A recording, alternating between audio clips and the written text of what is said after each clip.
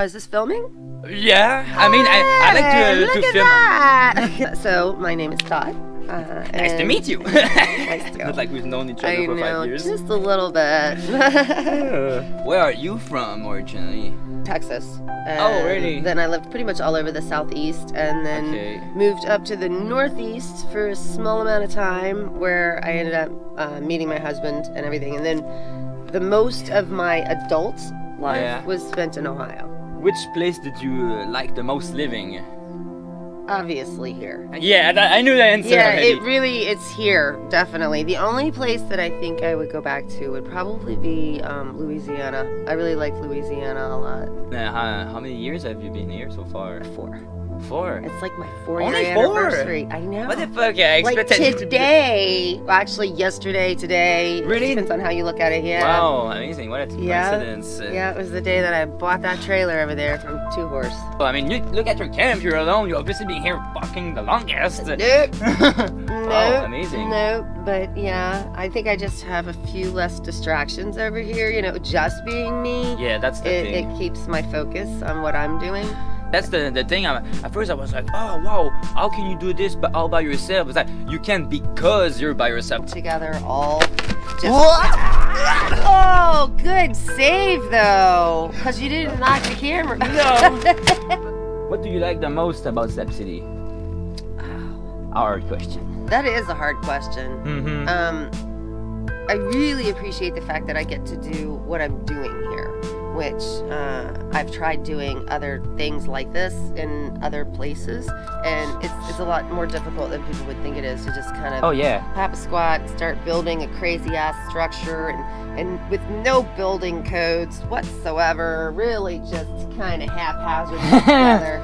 If it stays, it stays. If it doesn't, it doesn't. You know. Slab City engineering. Exactly. So that I love, that I can just like kind of use my expression to create my home, and not have anybody over here going, no.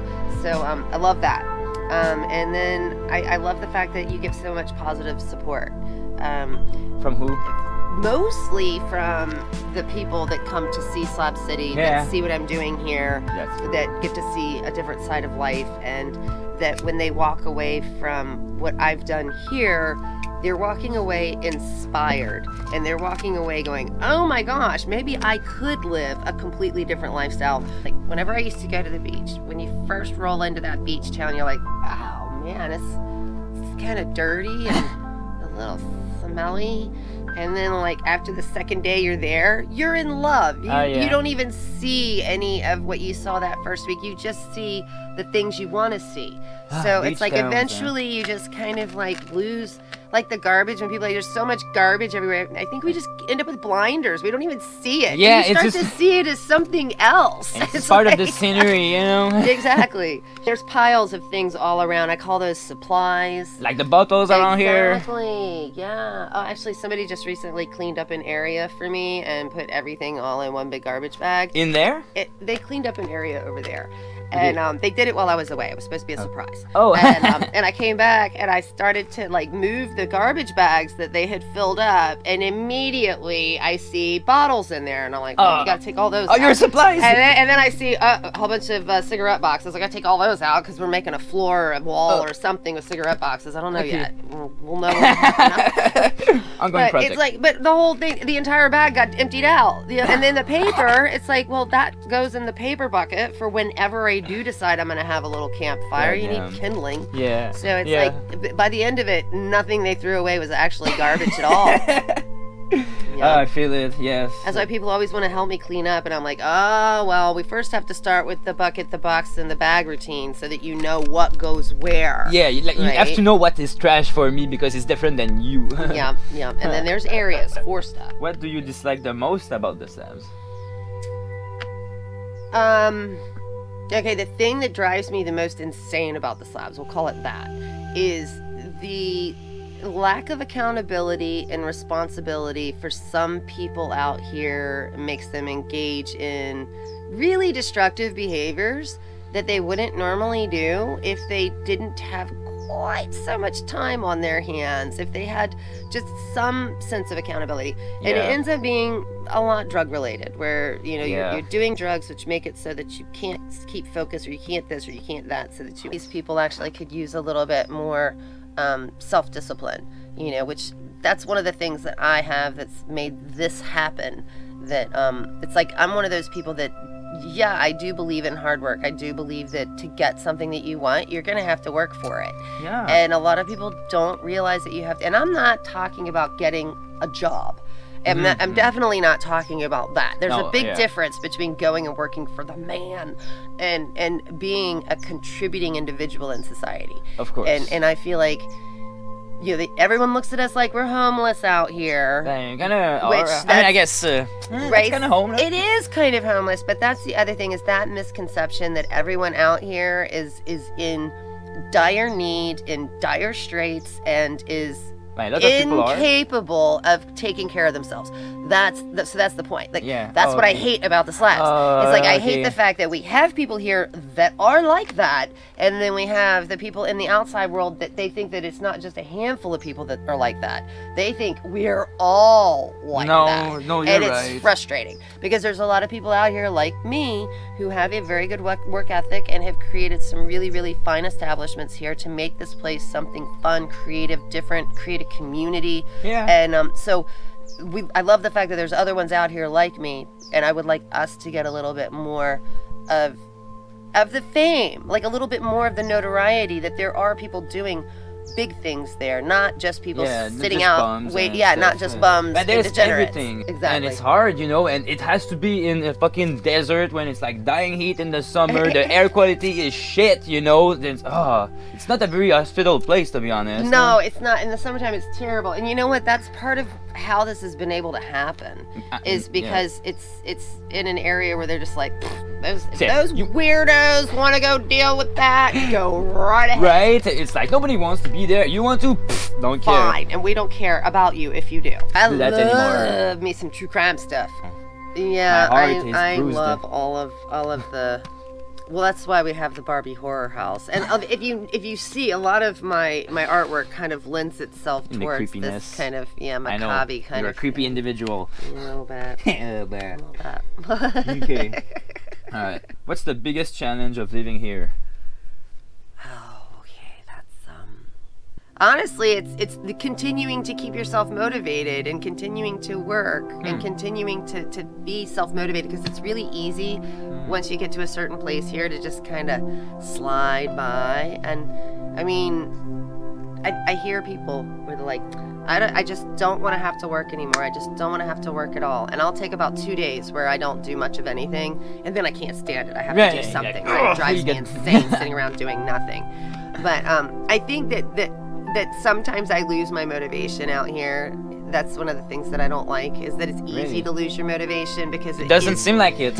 I know. You wouldn't think that I ever lose my motivation. But sometimes I do, and it's frustrating because when it happens, it's like I have to kind of push myself back into this mode of like, we're making something, we're creating something. And I guess in the summertime it starts getting daunting, you don't want to do anything. It's hot, you don't want to do much of anything. So that's probably the biggest challenge, is figuring out how to be happy and comfortable here in the summertime.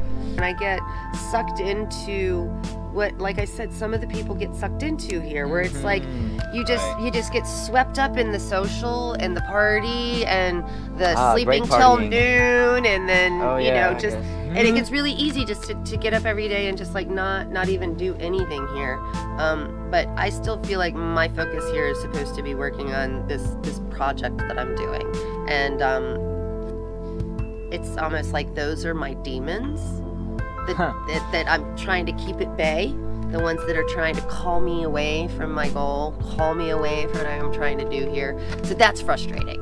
But I also say we live in heaven and hell, and it's what you make of. Or Garden of Eden, I'm not sure. But it's really kind of that juxtaposition here we have. That's like all of the good things and all of the bad, but it's all in how you look at it, right? I know, but it's because both at the same partying and socializing and having a good time, that's not bad. No. But too much of it can be. Yeah, it's a thing of balance. It is. It's weird. Slab City is like, it's the worst and the best at the same time for me. Like, it's literally, it's like, it sucks for this and that, but it's the best because of this and why. Exactly. Yeah. It's such, you tear my heart apart. I'm supposed to love you or hate you. Damn Slabs. Oh yes. Oh yes. Oh yes. I'm not It's sure definitely anymore. a love and hate relationship. That's Yeah. why it's kind of like this heaven and hell. There's Yeah. like, there's pain, and then there's just so much happiness, and it's like you build something amazing and it gets destroyed, and you have to learn to let what you've made be destroyed and grow from that and hard make to let something go. better. It's hard to watch your crap get thrown on the ground every time it like gets super windy.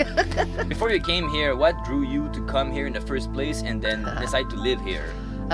Free camping for sure, like most people. Yep. I'd looked up a handful of I really am more of a reader than a watcher, so I read a couple articles about this place, and how it talked about it was kind of like this town community. So I liked that idea. I wasn't sure I was gonna fit in, so I never really thought Me that either. I would move here, right? Because it sounded so aggressive. Yeah. And They're trying to be like, oh, Slab City, last free place. I survived 24 hours in Slab City. right? Those videos are the They're so most viewed stupid. video. It's They're like, so stupid. come on, man. Really honestly don't know what kind of trouble you could get in one night out here. I mean, you could, but not but you. you would have to look for it. I mean, it's not going to come Yeah. looking for you. Actually, one of the more recent ones that someone did, and Yeah. after they did an interview with me. Oh, you were telling me and- about that, I think. Well, I don't know. We actually talked about Another this one?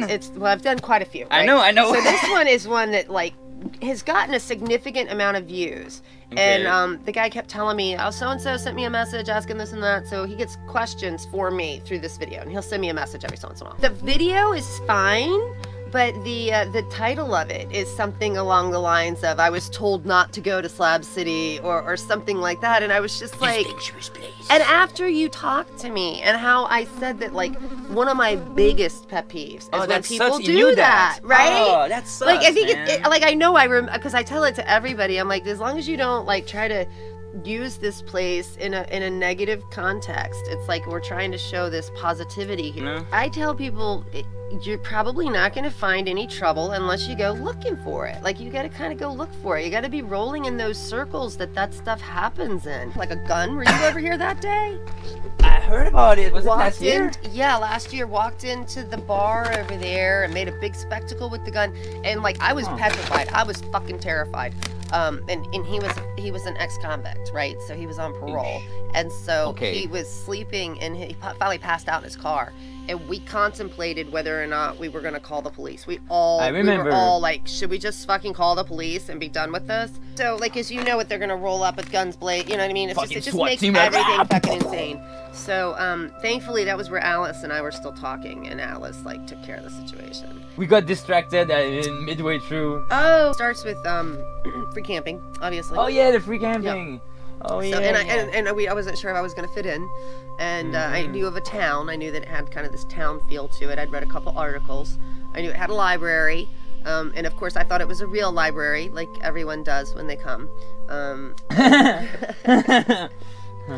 But yeah, once I got here, I felt so free. And I had this energy and this inspiration like never before. And it was really close to Jack's birthday, and he had this trailer over here that he'd been wanting to sell. And I was looking for a trailer and kind of a spot, and he was like, well, I'll sell you that. And so I was like, came to an understanding. I bought the trailer and just kind of kept building. But it started with like, which one was the first? It's the first one, the one with the dots in the front. Oh, okay. Under the tree. And it has the skeleterarium in it. And so it just started with me like putting a couple things out front and seeing if people would stop and take a picture. And that was good enough, right? I was like, sweet, they're taking pictures, right? Oh my God, they're taking pictures of my stuff. They like it. And then you do a little bit more and a little bit more. And so when we do go through and look at the camp, you'll see the skeleterarium. That's like my favorite piece, because it was the one where I really said, okay, we're going to make some art that some people are not going to like. Because my whole life I've made art that even my daughter, she's like, sometimes you just knock it out of the park and it's the most amazing thing in the world. And then other times it's just like, Wow. What, Mom? Wow, that is something. So my art is not always for everyone. No. And so the Skeleterrarium and putting the artwork inside that trailer and like really starting to explore my mind with some of the things that I was finding and like That must feel liberating. it was because like I went and found like bones on the shore that were like, you know, mummified and like left in their like super pristine state where it almost looks like a mud spill over a little duck or whatever.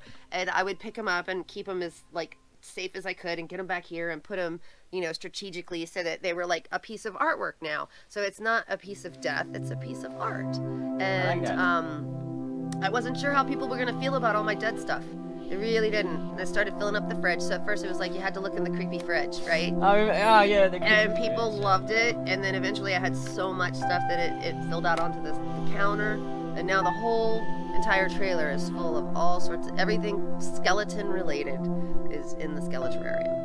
And so it started with that, and then you know it's bled into everything else. But it didn't stop. Yeah. So what kept me here was people appreciating what I was doing. That everywhere else I've ever lived, I was a little odd, a little odd in that conservative type neighborhood in Ohio, and a little odd in the suburban land that my rural-ish suburban land that my parents had me grow up in. Weirdo. Always making my own clothes. Wasn't like goth or anything. I just more like Pretty in Pink or 16 Candles, you know, kind of thing.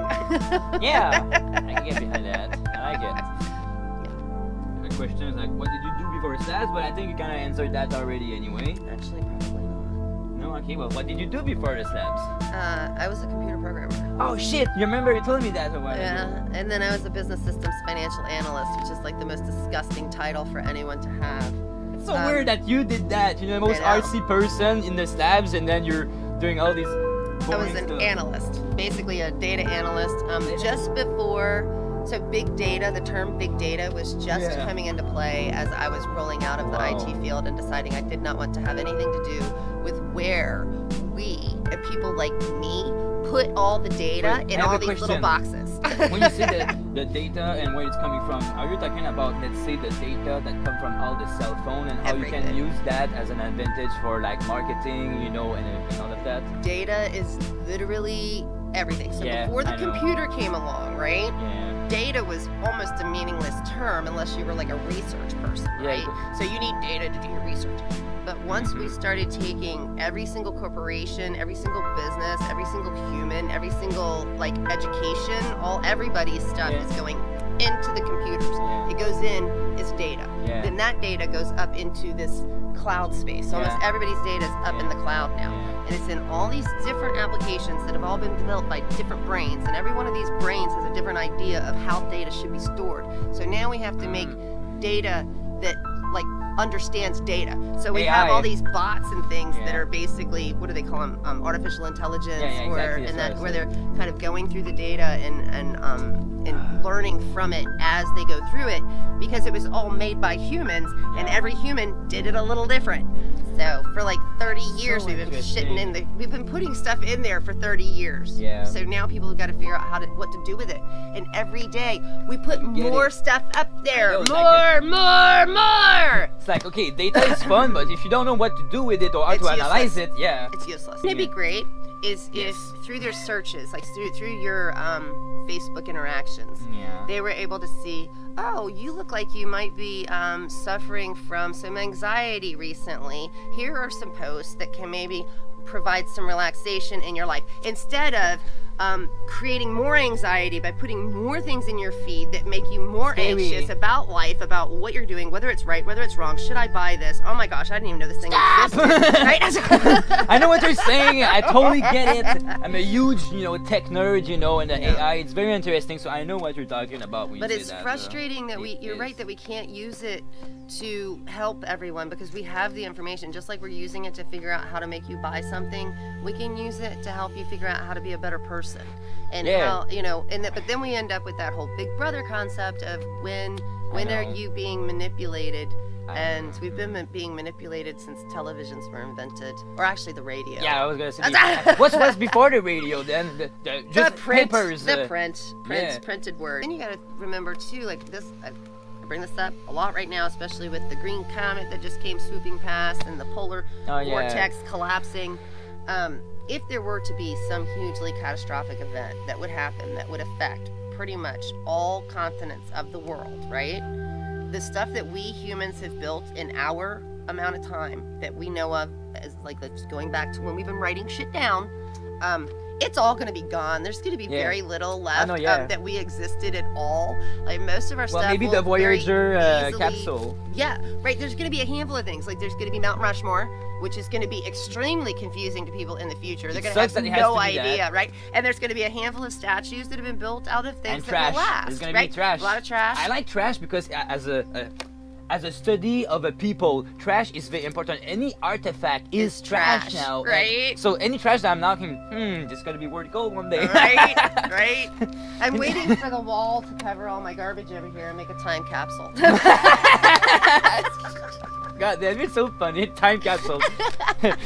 You just have a bunch of garbage. It's that a pile of trash. Nah, that's a time capsule. It's a time capsule. But it is though. In a way. In a way. Yeah. Cool. I can get to the next question. I guess it's the last question. Okay. What's next? You mean when I leave the slabs? I guess so. Just in your life, what is your next step? So one of the sad things that I do know about the slabs, and we're going to try to keep this from happening with my camp, is it seems like you have to die to make your camp a legacy so that it stays yours forever, right? So, and it's still Charlie's camp. It's still Leonard's camp. It's still, well, it was the toy, you know what I mean? And then like you got Radio Mike and Linda, and there's these camps that because the people passed away, you want to be a legacy without dying. I would love to be a legacy, and I don't really want to have to die to make that happen because I'm only 51, not quite. I'll be 51 in a couple months, but I don't want to. It's a little young to be thinking about dying. But so I guess it's not too young. But maybe we'll see what happens with this place. I do like it here a lot. The more I enclose it and make it more and more like an actual house, which as with you go rooms, through, yes, right? It does feel as like you that. go through, you'll see. And so I've strategically have the solar, so there will always be a courtyard feel in the middle. I love and that. everything it's true. else will go Everything is like around open. Yep. Yeah, it's been like that forever now. I think about it. It hasn't changed in years. Yeah. You want to live the rest of your life here? No. So you want? That's the whole point. It's like if Okay. I want my camp to stay and be here forever, I feel Without like you I being have here. to die here. I don't think I'll be here forever. You need to find somebody to take the reins when you leave. That's I what guess. I'd like to do. But that's the thing. So like the rainbow camp. Like this hat, a fancy hat. This was given to me by Crystal. Crystal had the rainbow camp before. Well, Crystal didn't die. Crystal and a whole bunch of other old biddies moved to Oklahoma together from over there where it used to be Menopause Row. So the only one that's still kept, the only camp that anyone knows whose it was, is J. Lou. And she died. Damn. Well, trying to. Damn. The rest of them, nobody knows who owned those. They're all owned by somebody else now. And the Rainbow Camp never told anybody that Crystal built that camp. By the way, Rainbow Camp was built by an old lady like me named Crystal. Yeah, so I don't know what's next. I do, in my lifetime, I would like to hike one of the trails, whether it's the Pacific Coast Trail, the Appalachian Trail. Whoa. Or Yeah. One of those. One of those, yeah. Yeah. Okay. Yep. I would love to do goal. that. And that's another thing that Crystal did when she was like actually older than I am now. So I still have some time. Yeah. I think she did it when she was like 60 or something. Wow. I know. Crystal was absolutely one of the most amazing people I ever met in my life. And I only got to know her for like a minute. And then I got to wave goodbye as they left the slabs with the other women that had a huge history here and a lot to do with like why this place is so great on this side of town. yeah, it's definitely like a vibe on this side of the Slabs though. It's chiller, it's more artsy, you know. I love it because then I can just go take a walk and scream in the desert. Sometimes I just freak out and I go like, isn't it so great? And also I'm always scared of getting lost, you know, so it's great. I can just look back in this one direction. I can walk as far as I can. I can always see what's back there. Yeah. Or I can just the mountains, away from the mountains, you know. I know how to see because in forest it's hard, you know, there's a bunch of trees. Oh my gosh, yes. But I like to walk off the beaten paths, you know, make my own. And well, here, what's great is you pop back up on top of a ridge and you can see exactly where you are. Yeah, sometimes and you don't sometimes see. you're like, ow, shit, watch out. I am way out here. Yeah, you don't realize you're like, oh shit, now I have to go back. Yeah, I like to go walk. I'm like fucking frustrated. I'm like, and I'm like, okay, I'm not frustrated anymore. I turn back. I'm like, ah, shit. That's a long way back from my frustrations. That's all right. Cool. Well, I guess it's the end of that. Of that.